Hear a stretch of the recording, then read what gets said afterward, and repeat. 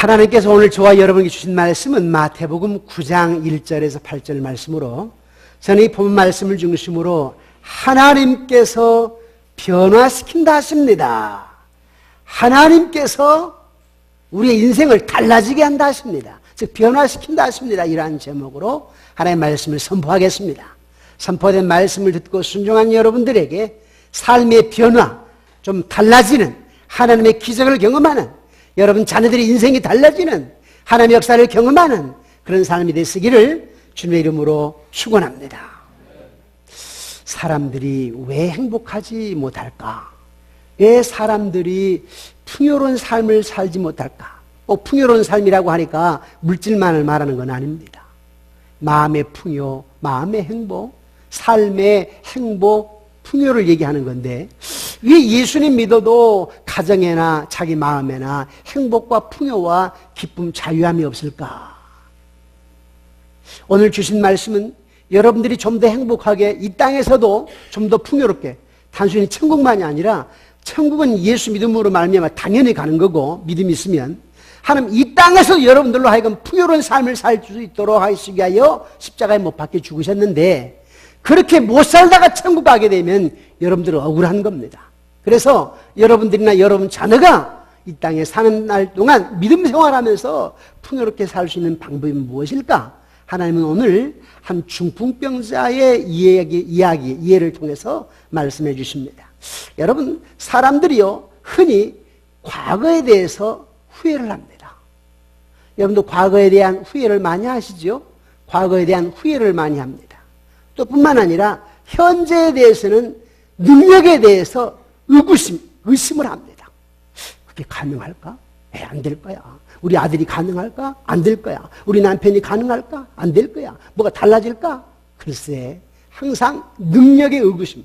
능력의 의심이란 말은 하나님의 능력의 의심입니다. 그래서 과거에 대해서는 후회를 하고, 현재에 대해서는 능력의 의심을 하고, 그럼 미래에 대해서는 두려워합니다. 그것이 우리네 삶이에요. 그러나 여러분이나 여러분 자녀가 행복하게 살 수 있는, 힘있게 풍요롭게 살 수 있는 방법은 우리 개인도 그렇지만 여러분 자녀도, 그러니까 여러분들이 오늘 설교를 듣고 나서 우리 아이에게 내가 부모로서, 믿음 있는 부모로서 뭘 강조하고 뭘 심어줘야 되고 뭘 늘 체크를 해야 될까? 첫째는 우리 아이 과거 후회되지 않도록 해야 됩니다. 근데 여러분들 자꾸 아이들 과거 들춰내면, 부모가 과거 들춰내면 아이들이 행복할 수가 없습니다. 또 죄책감, 자꾸 죄책감 들게 하게 되면 우리 아이들이, 또 여러분들도 행복할 수가 없습니다. 그래서 우리는 현재나 과거, 미래에 대해서, 미래에 우리 아이들이 두려움 가져. 야, 하나님이 함께 하시면 뭘 두려워해?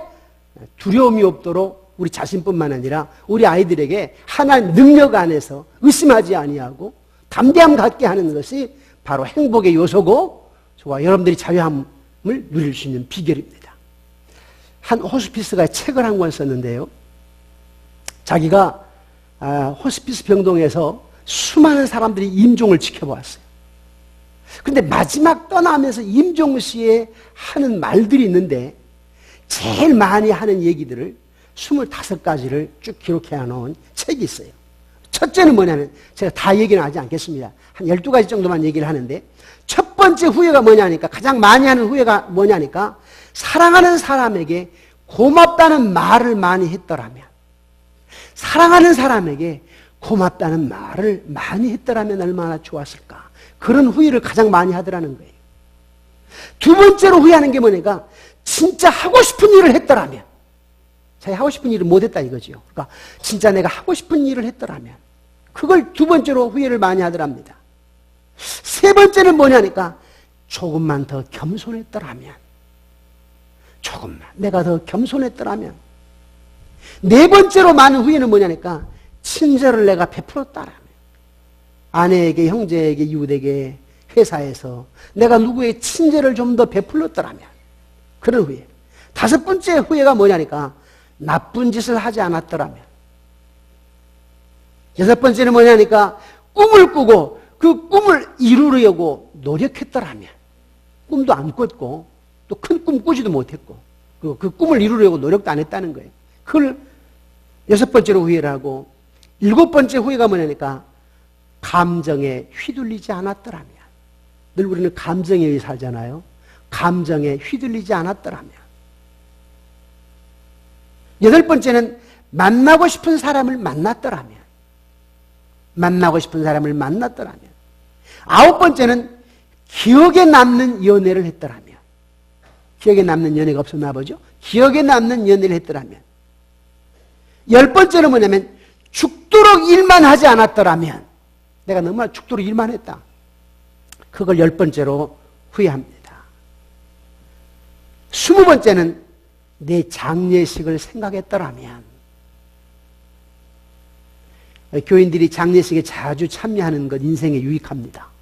저도 장례식을 참 많이 이렇게 합니다만 장례식장 갈 때마다 똑바로 살아야지, 바르게 살아야지, 이런 생각을 늘 얘기하게 되고, 장례식을 내가 중요하게 여기는 것은 우리 교인들이 이런 장례식 때 좀 더 영적으로 경성하자. 그래서 장례식 중요하게 여깁니다.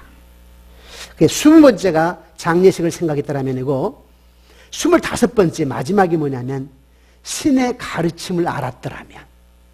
이제 그 사람들 중에 안 믿는 사람들이 있을 텐데 25번째, 25가지 중에 25번째가 신의 가르침, 자기들만의 신들이 있는데 신의 가르침을 알았더라면.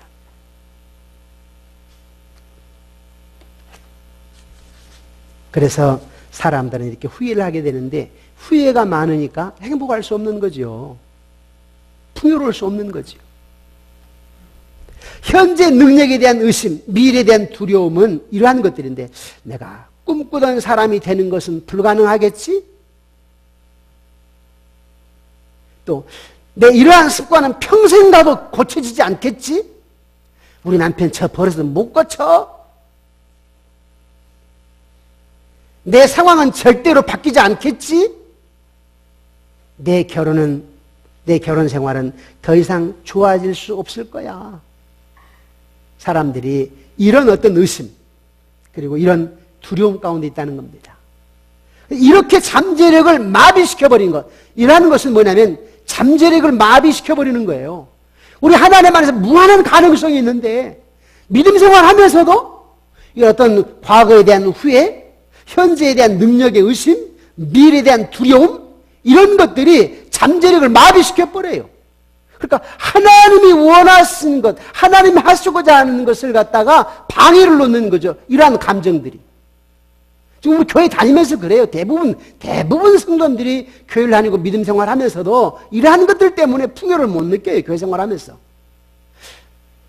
예수님 믿고 달라진 게 뭡니까? 라고 하게 되면 대부분 성경책 다지고 교회에 다니고 좀 봉사하는 것, 기도할 때 조금 평안한 것, 이 정도지 예수 믿고 내가 확 달라졌습니다 하는 사람들이 별로 없습니다. 그러나 하나님은 저와 여러분들이 예수 믿고 달라지길 원하십니다. 뭔가 변화되기를 원하십니다. 근데 그 달라지고 그 변화가 뭐냐니까 자유함이요 풍요로움입니다. 예수님이 오신 목적이 뭐예요? 요한복음 10장 10절에 보니까 내가 온 것은 양으로 하여금 생명을 얻게 하고 더 풍요로움을 누리게 얻게 하려 함이라 그랬어요.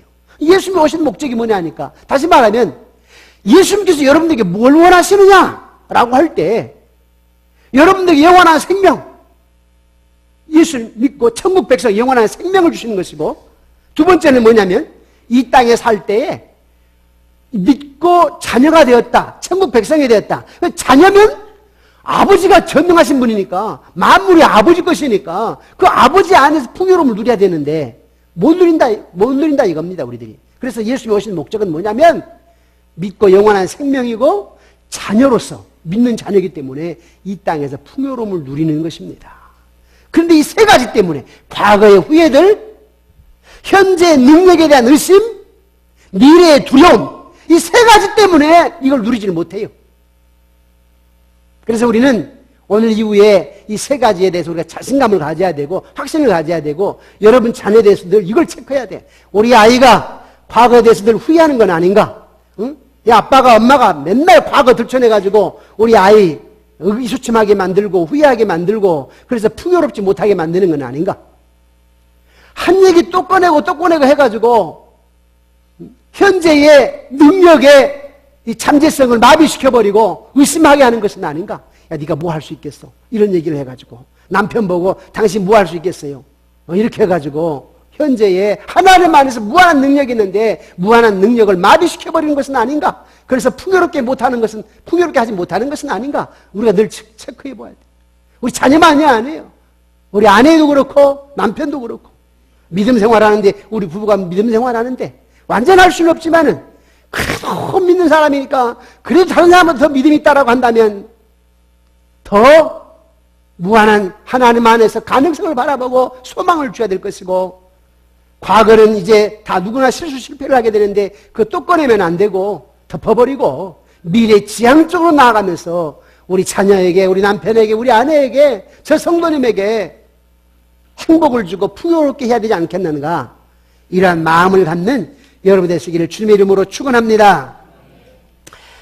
오늘 본문은 예수님께서 예수님 믿고 달라지는 것이 무엇인지 예수님 믿게 되면 변화되는 것이 무엇인지를 세 가지의 진리로 말씀해 주십니다.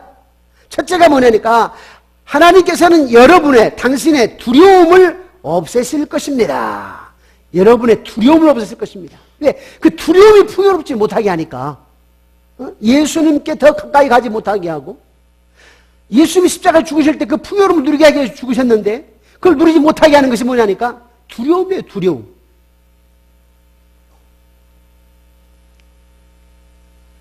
우리 2절 말씀 한번 봅시다. 2절 말씀. 우리 함께 읽겠습니다. 침상에 누운 중풍병자를 사람들이 데리고 오거늘 예수께서 그들의 믿음을 보시고 중풍병자에게 이르시되 작은 자야 안심하라 내 죄사함을 받았느니라. 아멘. 끝부분에 보니까 작은 자야 안심하라 그랬어요. 즉 한마디로 말하면 두려워하지 말아라 이 말입니다. 두려워하지 말아라. 두려워하면 너 평화, 풍요로움 누리지 못하니까 마음의 자유를 누리지 못하니까 하는 얘기입니다. 한번 우리 그때 상황을 한번 봅시다. 지금 이때 상황은 뭐냐면 예수님께서 많은 사람들이 방에 둘러 앉아있고 예수님께서 방에서 제자들과 많은 사람들에게 말씀을 전하는 말씀을 가르칠 때였습니다. 그냥 저 대문 앞까지 밖에 있는 사람들이 얼굴을 몸을 바람 발자국도 그 집 안으로 들여놓을 수 없을 정도로 꽉 찼으면 사람들이 그러다 보니까 갈급한 사람이 있는데 내 친구 이 사람 병 고쳐야 돼. 이 중풍병자 고침 받아야 돼. 근데 소문 다 났거든. 예수님이 다 고친다고. 그래서 우리 4명이 이 친구 메고 왔는데 이 친구를 데리고 들어갈 수가 없네. 그래서 방안이 뭐냐니까 밖으로 나가가지고 지붕 위로 올라가가지고 지붕을 뜯어버리자. 그래가지고 이 침상을 방 안으로 내려서 예수님 앞에 내려서 예수님을 고침받게 하자. 그래서 밖에 나가가지고 지붕 위로 올라가서 지붕을 뜯어버렸어. 예수님 방 안에서 많은 사람들을 가르치고 있는데 뭐가 위에서 뜯는 소리가 나더니 뭐가 부서지는 소리가 나더니 갑자기 뻥 뚫려버려 천정이. 그리고는 내려 조심 내려 하더니 침상을 딱 내려와요. 보니까 중풍병자인데 예수님이 보니까 이 친구의 얼굴에 두려움이 가득해. 전지하신 예수님이시죠. 모든 것을 아시는 하나님, 마음을 다 아시는 하나님. 그래서 내가 온 목적은 너에게도 이 많은 사람들에게도 자유 주고 풍요 주고 행복 주고 기쁨 주려고 왔는데 너 얼굴에 보니까 두려워가지고 행복이 없다. 자유가 없다. 자유함이 없다. 두려움으로 네가 지금 풍요롭지 못하구나. 그래서 제일 먼저 하신 얘기가 안심하라. 두려워하지 말라는 겁니다. 여러분들이 지금 뭔가 두려워하고 있다면 여러분들은 천국의 풍요로움을 누리지 못하고 있는 것입니다. 그래서 예수님께서 제일 먼저 두려움을 없애주시는 것입니다. 두려움. 항상 현재 능력에 대한 의심과 미래에 대한 두려움이 있기 때문에 하나님께서 예수님께서 우리에게 하시는 말씀이 안심하라, 두려워하지 말라. 성경에는요, 두려워하지 말라는 말이 1년 며칠이죠? 365일, 365번이나 하고 있습니다. 왜 그럴까 했더니 우리는 매일 두려워하거든, 매일. 그래서 하나님은 두려워하지 말라고 365번이나 두려워하지 말라, 두려워하지 말라라고 얘기합니다. 사랑하는 여러분, 여러분 지금 두려워하는 것이 무엇입니까? 지금 염려하는 것이 무엇입니까? 혹시 재정 아닙니까? 건강 아닙니까? 미래 아닙니까? 관계가 아닙니까? 자녀들이 아닙니까? 이러한 감정을 아시는 예수님께서 내가 너의 두려움을 없애겠다라고 얘기합니다. 내가 너를 풍요롭기를 원하니까 그래서 내가 너에게 두려움을 제거하기를 원한다라고 말씀하십니다. 그런데 왜 두려워할까요, 우리가? 여러분, 우리가 신앙생활하면서도 걱정하고 염려하는 이유가 뭘까요? 그건 하나님께 전폭적으로 맡기지 않기 때문에 그렇습니다. 기도할 때, 설교 들을 때, 교회 올 때는 잠깐 하나님 믿는 것 같은데 실제 삶의 현장에서는 두려워하고 걱정하고 염려하는 이유가 뭐냐니까 하나님께 전폭적으로 맡기지 못하기 때문에 그렇습니다. 그래서 베드로전서 5장 7절에 이렇게 말씀하십니다. 우리 함께 읽어보실까요? 시작. 너희 염려를 다 주께 맡기라. 이는 그가 너희를 돌보심이라. 누가 돌보신다고요? 하나님이. 그가, 하나님이. 염려 맡겨라. 하나님께. 그가 돌보신다. 근데 너희들이 두려워하는 것은 염려를 못 맡기기 때문에 염려한다는 거지.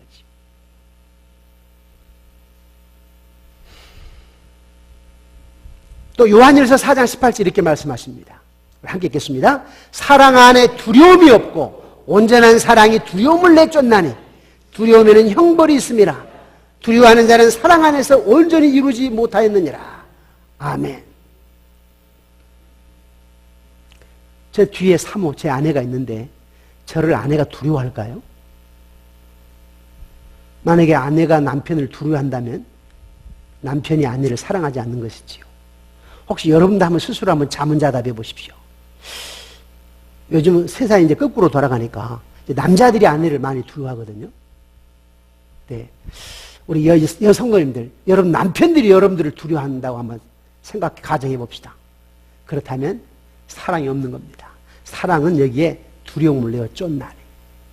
또 이 말은 궁극적으로 하나님은 사랑이시라. 사랑이신 하나님을 알게 되면 우리 두려움이 제거돼요. 두려움이 사라져요.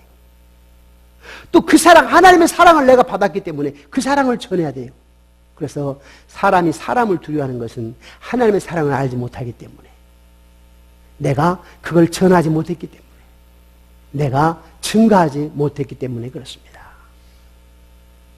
두려움이 모든 문제의 근원입니다. 두려움이 하나님과의 친밀한 관계를 막아버립니다. 그래서 하나님은 두려움을 없애주신다고 하십니다. 두려움은 평안과 기쁨을 잃게 하지요. 하나님 안에서 두려움이 제거해야 된다고 얘기합니다. 사랑하는 성도 여러분, 모든 두려움을 없애주시는 하나님께 나아가시길 원합니다. 우리 이 찬양 한 장 할까요? 반드시 내가 너를 축복하리라.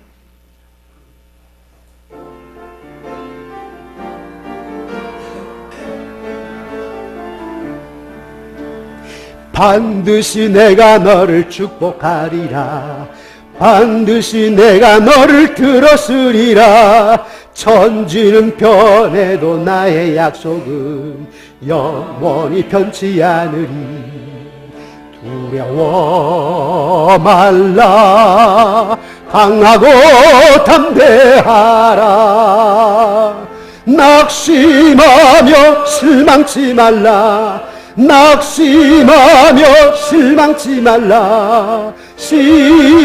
실망치 말라.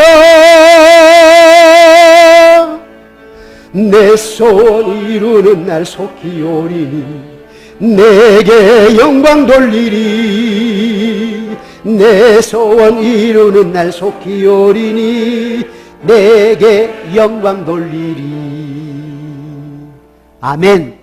두려워하지 맙시다. 하나님 여러분과 함께 하십니다. 여러분 자녀들 문제 두려워하지 맙시다. 하나님 함께 하십니다. 전적으로 믿음 안에서 승리하시고 두려움으로부터 여러분 자녀들이 해방을 누리는, 그래서 풍요를 누리는 여러분과 여러분 가문, 여러분 자녀 손손들 되기를 주님의 이름으로 축원합니다.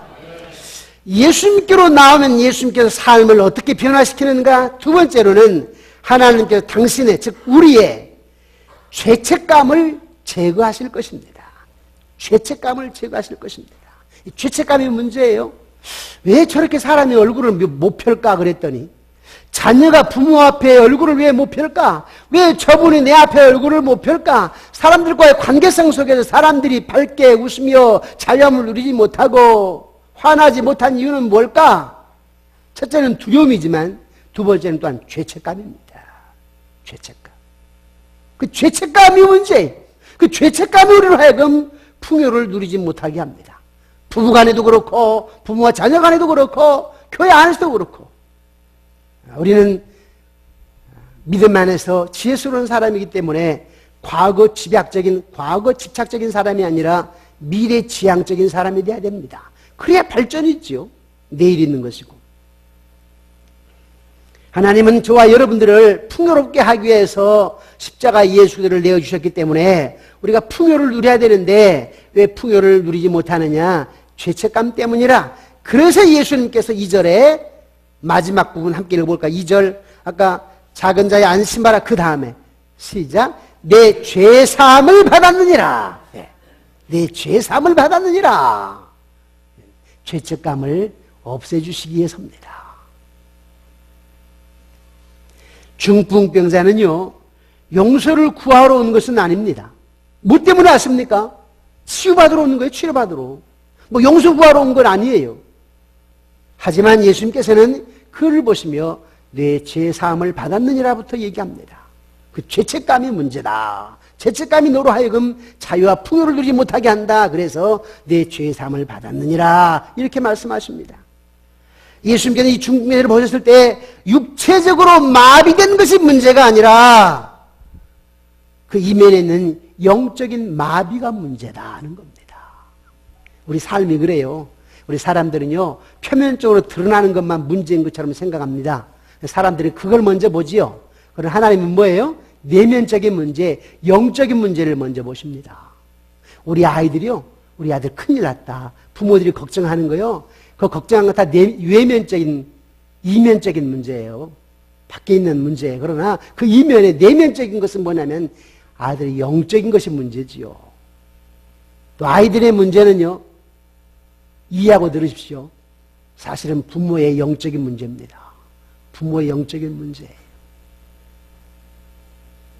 우리는 흔히 우리 자식이 문제야, 저놈이 문제야 라고 하지만 하나님은 네 딸이 문제가 아니라니까. 네 아들이 문제가 아니야.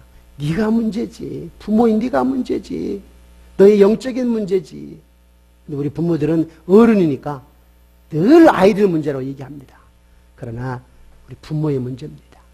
영적으로 어머니가 문제든지 영적으로 아버지가 문제든지, 아버지가 영적으로 괜찮으면 어머니가 영적으로 문제고, 어머니가 영적으로 문제 아니면 또 아버지가 영적으로 문제고, 둘 중에 하나예요.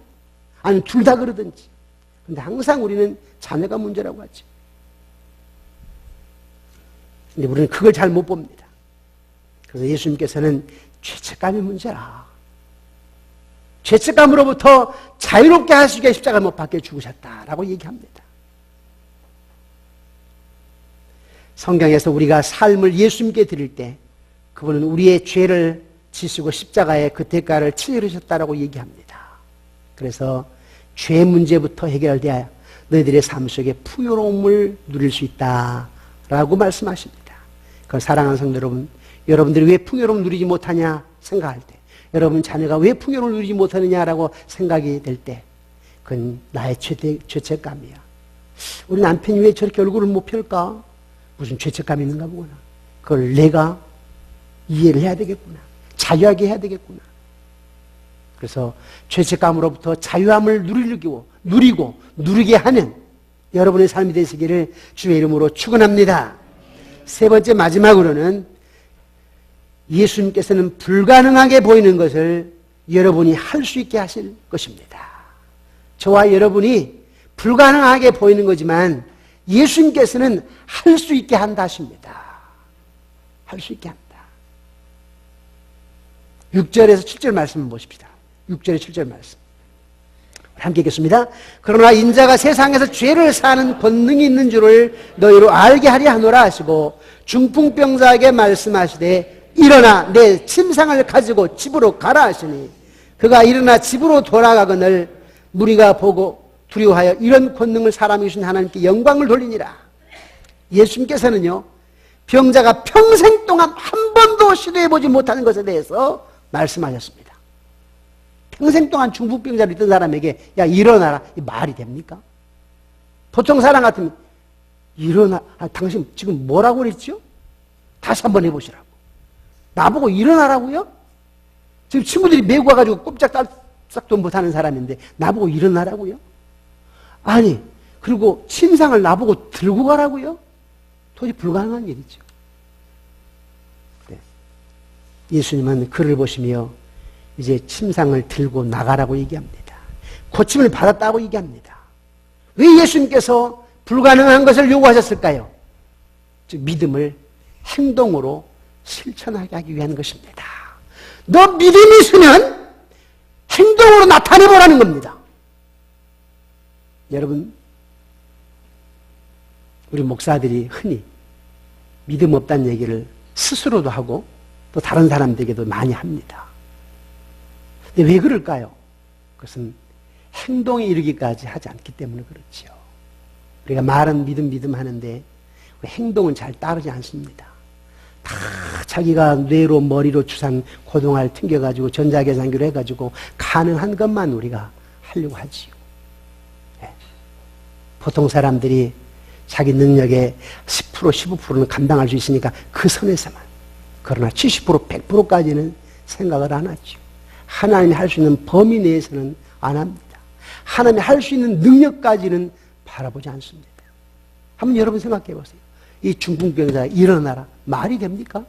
침상을 들고 나가라 말이 되냐고요. 그런데 예수님 왜 이 얘기를 하셨느냐? 너 믿음 행동으로 한번 나타내보라는 겁니다. 근데 이 중풍병자는 그 말이나 됩니까? 이렇게 말하지 않았습니다. 다시 말해 주십시오. 말하지 않았습니다. 아니 이게 가능한 일입니까? 라고 말하지 않았습니다. 정말 믿고 일어나 봤습니다. 일어나진 겁니다. 들고 나가라고 했으니까 들어봤습니다. 들려지는 겁니다. 그래서 마지막에 오늘 8절 말씀 보실까요? 8절? 8절을 다시 한번 읽겠습니다. 무리가 보고 두려워하며 이런 권능을 사람에게 주신 하나님께 영광을 돌리니라. 아멘. 우리 인생의 제일 된 목적이 뭐냐니까 하나님께 영광을 돌리는 거 아닙니까?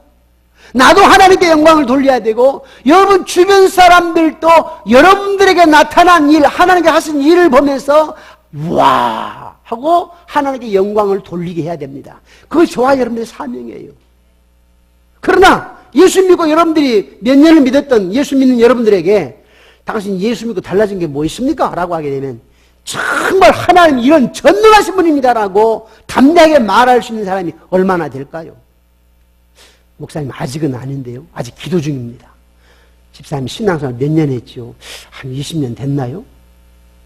20년까지 아직도 한 번 하나님의 크고 놀라우신 창조주라고 하는 걸 경험 못 해놓고 아직까지는 아닌데요. 그럼 20년 그대로 또 가는 거예요. 하나님의 능력을 하나님을 전적으로 신뢰해서 정말 이성으로는 불가능한 거지만 하나님 하시면 한다라고 하는 믿음을 가지고 단호하게 행동을 해보는 거지요.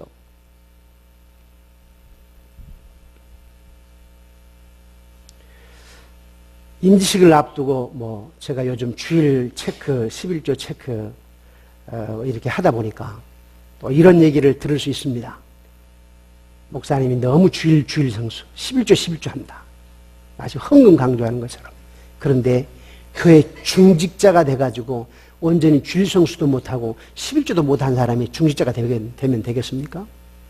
그러면 다른 사람이 뭘 본을 보이겠어요? 그러니까 교회가 흐지부지 해서는 안 되거든요. 이 한국 교회가 힘이 없어요, 지금. 네. 내일부터 우리 총회, 교단 총회입니다. 저는 어제 오늘 이런 생각을 해봤어요. 노회 대표로 이제 목사님 두세 명씩, 서너 명씩, 장로님 두세 명씩 해가지고 3만 장로님들까지 하게 되면 한 7만 정도, 우리 한국에 한 7만 정도 되는데 한 1,800명 정도 다 모일 수는 없으니까 대표로 가요. 근데 제가 무슨 생각이면, 저도 비슷하지만, 그러나 이 개혁적인 부분에서 앞장서고 싶어서 피켓을 하나 딱 써가지고 신전의식, 임재의식 딱 써가지고 들고 다니까 쉬는 한 10분씩 15분씩 쉴 때마다 한 번씩 한 방 빙 돌까. 그 딱 들고 이렇게. 여기는 남경기 노예 정영교 목사라고 이름 다 써져 있지만 좀 창피한 것 같기도 하지만 노예가 총회가 개혁돼야 되고 한국교회가 정신 좀 차려야 되고 우리 목사님들이 먼저 정신 차려야 되니까 그래 피켓을 들고 이 복싱할 때 1라운드 끝나고 라운드 거리 한 바퀴 도는 것처럼 피켓 들고 한 바퀴 돌까 이런 생각까지 들어요. 비단 이것만이 아니라 우리 교인들이 역시 다 마찬가지라 이 말입니다.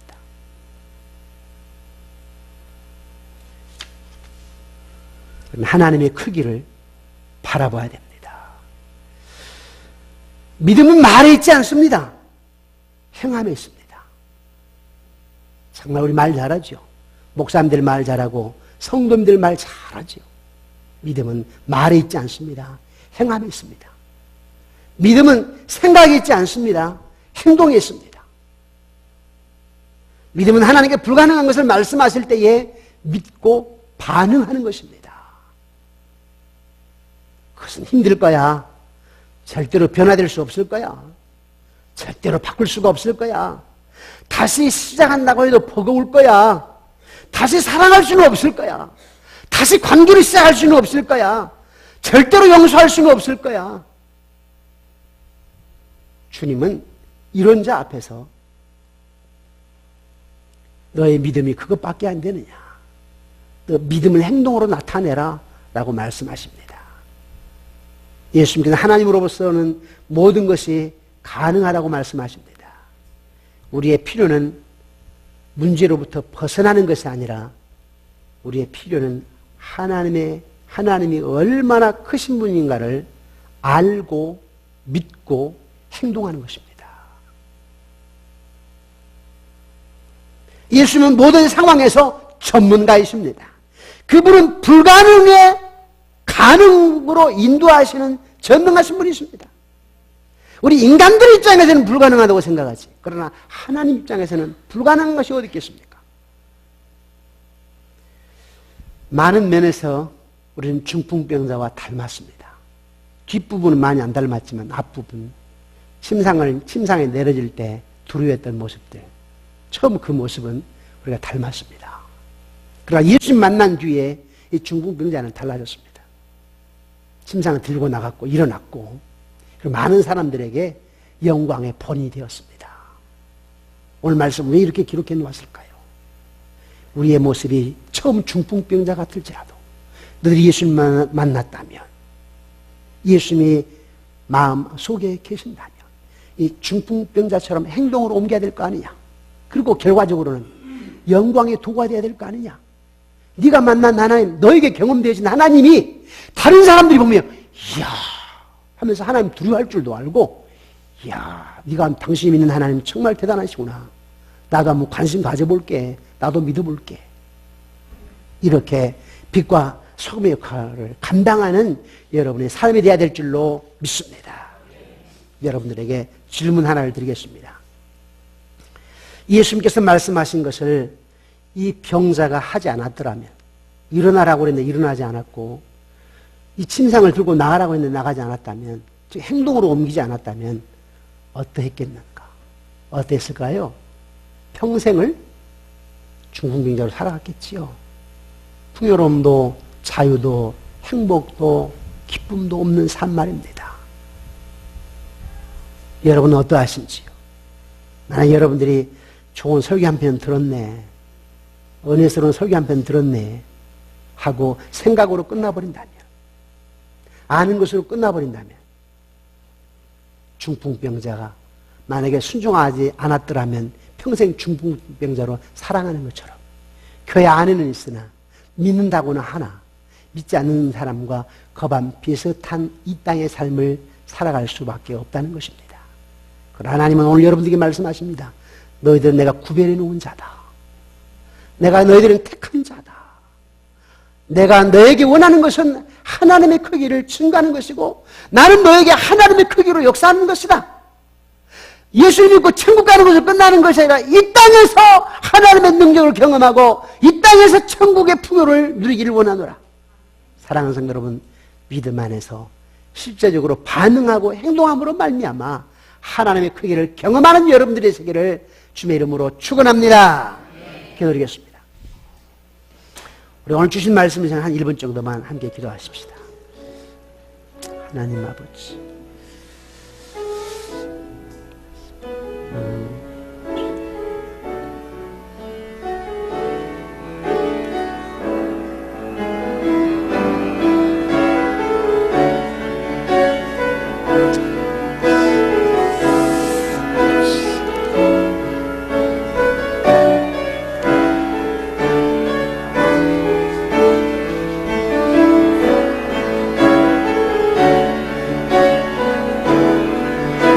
하나님 아버지, 하나님 아버지,